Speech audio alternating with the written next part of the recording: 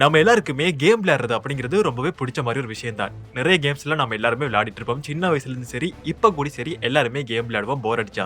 Angry bird, GTA vice city அப்படின்னு சொல்லிட்டே போலாம். நிறைய கேம்ஸ் நம்ம எல்லாருமே ப்ளே பண்ணிருப்போம். ஸோ இது எல்லாத்தையும் தவிர்த்து தமிழர்களோட வரலாறு பேஸ் பண்ணி உருவாக்க போற ஒரு கேமுக்குரிய கேம் பிளே ட்ரெய்லர் ரிலீஸ் ஆகியிருக்கு. அது என்ன கேம் அப்படின்னு பாத்தீங்களா இருந்தா சன் ஆஃப் தஞ்சை அப்படிங்கிற கேமுக்குரிய கேம் பிளே ட்ரெய்லரை இப்ப ரிலீஸ் பண்ணியிருக்காங்க. இந்த கதை முழுக்க முழுக்க சோழர் காலத்துல நடைபெற்ற ஒரு கதையா தான் வரப்போகுது. ஸோ அங்க வந்து பாத்தீங்கன்னா நம்ம எல்லாருக்குமே ராஜேந்திர சோழன், ராஜராஜ சோழன், ஆதித்த கரிகாலன் இவங்க எல்லாருமே தெரிஞ்சிருக்கும். பொன்னியின் செல்வன் படம் பார்த்தவங்களுக்கு, அதுக்கு முன்னுக்கு புக் படிச்சவங்களுக்கு, அதுக்கு முன்னுக்கு வந்து பாத்தீங்கன்னா ராஜராஜ சோழன், சிவாஜி கணேசன் வேற நடிச்சிருப்பார் இல்லையா?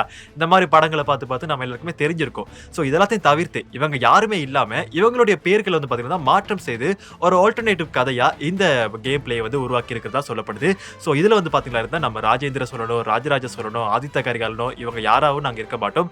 வேற கேரக்டர்ஸா தான் இந்த கேம்ல வந்து பாத்தீங்கன்னா நம்ம எல்லாருமே கேம் விளையாட போறோம்.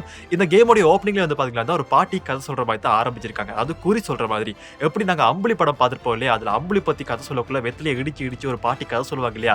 அதே மாதிரி இதுல வந்து பாத்தீங்கன்னா ஒரு பாட்டி வந்து குறி சொல்ற மாதிரி இந்த கேமுக்குரிய ட்ரெய்லரை ஆரம்பிச்சிருக்காங்க. இந்த கேம் முழுக்க 11th செஞ்சுரியில நடக்கிற மாதிரி தான் காட்ட போறாங்க. அதாவது ராஜராஜ சோழன், ராஜேந்திர சோழன் இவங்க எல்லாருமே வாழ்ந்த காலகட்டத்தை எடுத்து அதுக்கேத்த மாதிரி டைம் லைனை செட் பண்ணி ஒரு ஆல்டர்னேட்டிவ் கதையா இந்த கேம் பிளேயை ரெடி பண்ணிருக்காங்க. இந்த கேம் பிளேயோட கதை என்ன மாதிரி இருக்க போகுது அப்படின்னு பாத்தீங்கன்னா இந்த ராஜ்யத்தை மொத்தமா ஆள்றது செங்காலன் அப்படிங்கிற ஒரு அரசர். சோ இவருக்கு நிறைய இளவரசர்கள் இருக்காங்க. அவங்க யாருமே வந்து பாத்தீங்கன்னா உருப்படியான இளவரசர்களாவே இல்ல.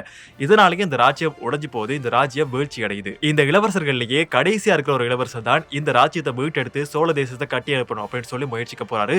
சோ அவர் தான் இந்த கேமுடைய ஹீரோவா இருக்காரு. அது யார் அப்படின்னு பாத்தீங்கன்னா விண்ணேந்திரன் அப்படிங்கிற ஹீரோ தான் இந்த கேம் பிளேயோட ஹீரோவா இருக்க போறாரு. அந்த இளவரசரா தான் நாங்க எல்லாருமே இந்த கேம்ல விளையாட போறோம். இந்த கேமை பொறுத்த வரைக்கும் பேசிக் அவுட்லைன் என்னன்னு பாத்தீங்களா இருந்தா எந்த ஒரு எக்ஸ்பீரியன்ஸுமே இல்லாத ஒரு இளவரசன் எப்படி வீழ்ச்சி அடைந்த தன்னோட நாட்டை திரும்பவும் மீட்டெடுத்து எப்படி கட்டியமைக்க போறாரு அப்படிங்கிறது தான் இந்த கேம் பிளேயோட பேசிக் அவுட்லைன் கதையாவே அமைந்திருக்கு. இந்த கேம் வந்து பாத்தீங்கன்னா ஒரு லிவிங் வேர்ல்ட் கேமா தான் உருவாக்கியிருக்காங்க. அதாவது இந்த கேம்ல வர எல்லா கேரக்டர்ஸுக்குமே ஒரு வேலை கொடுக்கப்பட்டிருக்கும். நம்ம எல்லாருமே GTA வைஸ் சிட்டி கேம் விளையாடிப்போம் இல்லையா? சோ அதுல வர கேரக்டர்ஸ் எல்லாமே சும்மா நடந்துட்டு போற மாதிரி தான் இருக்கும். யாருக்கு எந்த ஒரு வேலையுமே இருக்காது. சும்மா ரோட்ல நடந்துட்டு போயிட்டே இருப்பாங்க.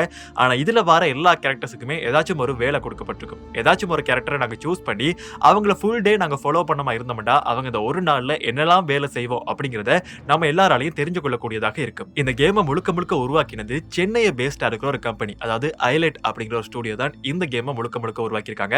ஃபுல்லாவே வந்து பாத்தீங்கன்னா தமிழ் பசங்களோட ஒரு முயற்சியில உருவாக்கப்பட்ட ஒரு கேமா தான் இருக்கு. அது மட்டும் இல்லாம இந்த கேம் பிளேக்கு கதை எழுதினது யார் அப்படின்னு பாத்தீங்கன்னா நம்மளுடைய மதன் கார்கி. அவர் தான் இந்த கேம் பிளேக்கு இப்படித்தான் இருக்கணும்ப்பா அப்படின்னு சொல்லி கதையெல்லாம் எழுதி ரெடி பண்ணியிருக்காரு. ஸோ ஆக ரொம்பவே தரமான ஒரு கதைக்களத்தோட தான் இந்த கேம் பிளேயை ரெடி பண்ணியிருப்பாங்க அப்படின்னு சொல்லி ஒரு நம்பிக்கை எல்லாருக்குமே இருக்கு. அது மட்டும் இல்லாம விஷுவலா பார்க்கல ரொம்பவே அழகா இருக்கு. அதாவது அந்த காலகட்டத்தில் சோழ ராஜ்யம் என்ன மாதிரி இருக்குமோ அதுக்கேற்ற மாதிரி விஷுவலா அவங்க கட்டமைச்சு தந்திருக்காங்க. அண்ட் அதோட வந்து பாத்தீங்கன்னா காவேரி நதிக்கரையெல்லாம் காட்டியிருக்காங்க. அதெல்லாம் பார்க்கறதுக்கு ரொம்பவே அழகா இருக்கு. இந்த கேம்ல வந்து பாத்தீங்கன்னா தமிழர்கள் யூஸ் பண்ண பழங்கால வெப்பன்ஸை இந்த கேம்ல கொண்டு வந்திருக்காங்க. குறிப்பா வளரி இருக்கு. ஸோ வளரி நிறைய பேருக்கு தெரிஞ்சிருக்கலாம். சீமராஜா படம் பார்த்தவங்களுக்கு கண்டிப்பா தெரிஞ்சிருக்கும். சிவகார்த்திகேயன் வேற அந்த வளரி வீச்சை வந்து பெருசா சொல்லியிருப்பாரு. ஸோ வளரி அப்படிங்கிறது பாத்தீங்கன்னா தெரியாதவங்களுக்காக சொல்றேன். அது பூமராங் மாதிரி கிட்டத்தட்ட. ஸோ நாங்க வீசினோம்னா திரும்ப நம்ம கிட்ட வராது. பட் ரொம்பவே கூர்மையான ஒரு ஆயுதமா தான் வளரி இருக்கு. அது மட்டும் இல்லாம சுருள்வாள் இருக்கு, ஈட்டி இருக்கு, அருவாள் இந்த மாதிரி நிறைய தமிழர்களுடைய பழைய ஆயுதங்களை இந்த கேம் பிளேல கொண்டு வந்திருக்காங்க. இது முழுக்க இந்த பிளே ஸ்டேஷன், எக்ஸ்பாக்ஸ் இதுக்காகவே உருவாக்கப்பட்ட ஒரு கேமா தான் இருக்கு. ஸோ கண்டிப்பா இந்த ட்ரெய்லர் பார்க்கக்குள்ள எல்லாருக்குமே ஒரு நல்ல ஒரு எண்ணம் வந்திருக்கு. கண்டிப்பா இந்த கேம் நல்லபடியா வரும் அப்படின்னு சொல்லி எல்லாருக்குமே ஒரு எண்ணம் வந்திருக்கு. ஏன்னா சோழர் காலகட்டத்து கதையை வந்து பாத்தீங்கன்னா ஒரு கேம் பிளே உருவாக்கி கொண்டு வந்திருக்காங்க. ஸோ எல்லாருமே இப்போ ஈகரா வெயிட் பண்ணிட்டு இருக்காங்க. ஸோ இந்த கேமை யாரெல்லாம் விளையாட போறீங்க அப்படிங்கிற எல்லாத்தையுமே கமெண்ட்ஸ்ல சொல்லுங்க.